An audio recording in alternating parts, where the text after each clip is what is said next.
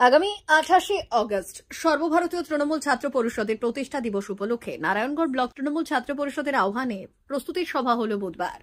সভায় প্রধান বক্তা হিসেবে উপস্থিত ছিলেন সর্বভারতীয় তৃণমূল ছাত্র পরিষদের চেয়ারম্যান জয়া দত্ত ও নারায়ণগড় বিধানসভার বিধায়ক সূর্যকান্ত অট্ট। এদিন পশ্চিম মেদিনীপুর জেলার বেলদাতে নারায়ণগড় ব্লক তৃণমূল ছাত্র পরিষদের সদস্যদের নিয়ে 28শে অগস্ট কলকাতায় তৃণমূল ছাত্র পরিষদের প্রতিষ্ঠা দিবস উপলক্ষে আয়োজিত সভাকে সফল করার লক্ষ্যে এই প্রস্তুতি সভার আয়োজন করা হয়। সভায় প্রায় কয়েকশো কলেজ পড়ুয়া অংশগ্রহণ করে। চেয়ারম্যান এবং বিধায়কের পাশাপাশি উপস্থিত ছিলেন জেলা তৃণমূল ছাত্র পরিষদের সভাপতি রবীন্দ্রনাথ ঘোষ, নারায়ণগড় ব্লক তৃণমূল ছাত্র পরিষদের সভাপতি মৌসুম চক্রবর্তী সহ অন্যান্যরা। এদিন মঞ্চে উপস্থিত বক্তারা তৃণমূল ছাত্র পরিষদ কিভাবে প্রতিষ্ঠিত হয়েছে সেই সম্পর্কে দীর্ঘ বক্তব্য তুলে ধরলেন উপস্থিত ছাত্র পরিষদের সদস্য সহ কলেজ পড়ুয়াদের কাছে। আন্দোলনের যদি ইতিহাস আমরা পর্যালোচনা করি, তার সিংহভাগ স্বাধীনতা সংগ্রামে যারা আত্মবলিদান দিয়েছেন, সে ভগৎ সিং থেকে শুরু করে ক্ষুদিরাম, সবাই কিন্তু তোমাদের মতো বয়স এবং ছাত্র সমাজের সমকক্ষ একটি সময়, বয়সের সময়। জয়া দত্ত বলছিলেন যে মমতা বন্দ্যোপাধ্যায় তার রাজনৈতিক শুরুটা হয়েছিল ছাত্র রাজনীতির মধ্য দিয়ে। আমাদের পশ্চিমবাংলা নয়, সারা ভারতবর্ষের যত রাজনৈতিক নেতার নাম শুনেছে তোমরা। যদি পশ্চিমবাংলার কথা বলি, পশ্চিমবাংলার যে নামটা বললেন প্রিয়রঞ্জন দাসমুন্সী, তোমরা দেখোনি, আমার অত্যন্ত প্রিয় মানুষ ছিলেন প্রিয়রঞ্জন দাসমুন্সী। তিনি কেন্দ্র মন্ত্রী ছিলেন, তার প্রতিভা ও অসীম প্রতিভা। সৌমেন মিত্র, আমাদের সুব্রত মুখার্জি, যারা যারা রাজনীতির আগে ছিলেন, বামপন্থী বলুন আর কংগ্রেস ঘরানার বলুন, ডানপন্থী বলুন, সবার রাজনৈতিক জন্ম কিন্তু ছাত্র রাজনীতির মধ্য দিয়ে। ছাত্র রাজনীতি যারা জীবনে করেনি, তারা রাজনীতির চলার পথ তার কাছে মসৃণ হবে না। ফলে ছাত্র রাজনীতির মধ্য দিয়ে একটা প্রশস্ত পথ এবং একটা দিশা আমরা লক্ষ্য করতে পারি। তৃণমূল কংগ্রেসের সব থেকে কনিষ্ঠতম শাখা সংগঠন তৃণমূল ছাত্র পরিষদ।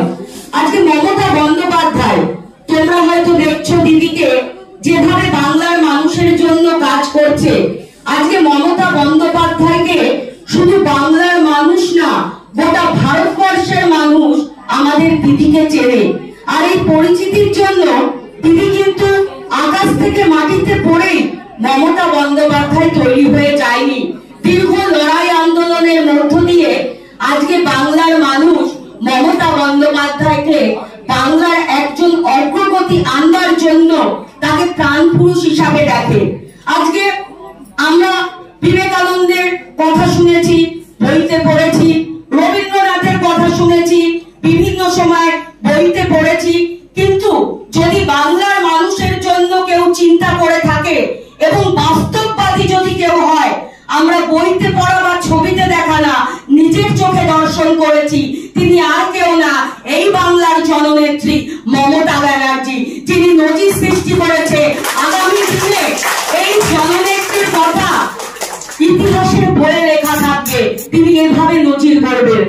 আজকে মমতা ব্যানার্জি কলকাতার যোগমায়া দেবী কলেজে পড়তো, তোমাদের মতোই ছোটবেলায় কলকাতার যোগমায়া দেবী কলেজে পড়তো, প্রিয়দাস মুন্সিরা বক্তব্য রাখতো, মমতা বন্দ্যোপাধ্যায় চেয়ারে বসে শুনতেন।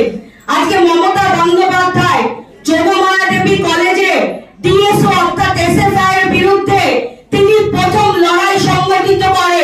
তিনি কংগ্রেসের নেত্রী হিসাবে যোগমায়া দেবী কলেজে সেই সময় সিপিএম এর যা অত্যাচার, সেই অত্যাচারকে উপেক্ষা করে নিজের প্রাণের ভয় না করে মমতা বন্দ্যোপাধ্যায় কিন্তু সেখানে আন্দোলন সংগঠিত করেছিল।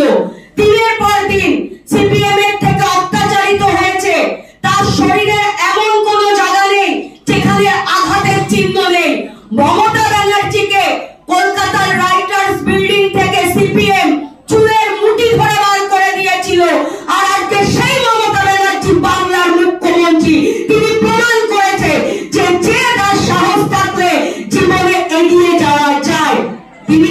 সিপিএম কে পতন ঘটিয়েছে। আজকে মমতা ব্যানার্জি উপলব্ধি করেছিল যে এই কংগ্রেসে থেকে 34 বছরের জগদ্দল পাথরকে উপড়ে ফেলে দেওয়া সম্ভব হবে না, কারণ তিনি উপলব্ধি করেছিলেন যে কোথাও গিয়ে কংগ্রেসের সাথে সিপিএম এর একটা আঘাত আছে। তাই মমতা বন্দ্যোপাধ্যায় 1998 সালে তৃণমূল কংগ্রেসের জন্ম দেয়। তার পরবর্তীকালে তিনি লড়াই করেছিলেন। তিনি লড়াই করে তিনি 28শে আগস্ট তৃণমূল ছাত্র পরিষদের প্রতিষ্ঠা দিবস পালন করেন এবং তারপর 2011 সালে মমতা বন্দ্যোপাধ্যায়ের এই জেদ এবং মমতা বন্দ্যোপাধ্যায়ের এই সাহসিকতা 11 সালে 34 বছরের জগদ্দল পাথরকে উৎখাত করে ফেলে এই বাংলাকে নতুন ভাবে স্বাধীনতা এনে দিয়েছিল। আজকে মমতা বন্দ্যোপাধ্যায় কি প্রয়োজন আছে বাংলার মানুষের কথা চিন্তা করার? তিনিও তো নরেন্দ্র মোদীর মতো ভোটে জয়যুক্ত হবার পর বাংলা তথা ভারতবর্ষের মানুষকে ভুলে যেতে পারে। নির্বাচনের সময় নেতারা আসে, প্রতিশ্রুতি দেয় আর চলে যায়। আজকে নরেন্দ্র মোদী মনে করে দেখো একটু তোমরা, 2014-তে নির্বাচনের আগে কি প্রতিশ্রুতি দিয়েছিল? বলেছিল ভারতবর্ষের কালো টাকা আমি উদ্ধার করে এনে দেবো, কিন্তু আজ অব্দি সম্ভব হয়নি। কি বলেছিল? গ্যাসের দাম কমাবো, পেট্রোলের দাম কমাবো। তিনি কি পেরেছেন? আজ অব্দি সম্ভব হয়নি। বরং আজকের দিনে দাঁড়িয়ে সামনে 26-এ নির্বাচন, তোমার বাড়িতে যখন ওই বিজেপির ঝান্ডা ধরে মোদী বাবুর গান শোনাতে যাবে আর বলবে জয় শ্রীরাম, তোমরা প্রশ্ন করবে যে পেট্রোল পাম্পে গিয়ে তেল ভরলে জয় শ্রীরাম বললে 110 টাকার পেট্রোল কি 40 টাকায় পাওয়া যায় দাদা? উত্তর হবে না। প্রশ্ন করবে যে জয় শ্রীরাম বললে গ্যাসের দাম কি তোমাদের 500 টাকায় দেয়? উত্তর হবে না। তার কারণ নরেন্দ্র মোদী অর্থাৎ কেন্দ্রীয় সরকার এই ভারতবর্ষের মানুষকে বোকা বানাচ্ছে। কথাটাকে কাঁধে নিয়ে কলকাতার রাজপথ মুখরিত হবে, স্লোগানে মুখরিত হবে মমতা বন্দ্যোপাধ্যায় এবং অভিষেক বন্দ্যোপাধ্যায়ের বক্তব্য শোনার জন্য। আমি বক্তব্য দীর্ঘায়িত করছি না। জয় হিন্দ, বন্দে মাতরম। জননেত্রী মুখ্যমন্ত্রী মমতা বন্দ্যোপাধ্যায় জিন্দাবাদ। ছাত্র যুব নয়নমণি অভিষেক বন্দ্যোপাধ্যায় জিন্দাবাদ। শিক্ষার প্রগতি, সংঘবদ্ধ জীবন, দেশপ্রেম জিন্দাবাদ। ধন্যবাদ।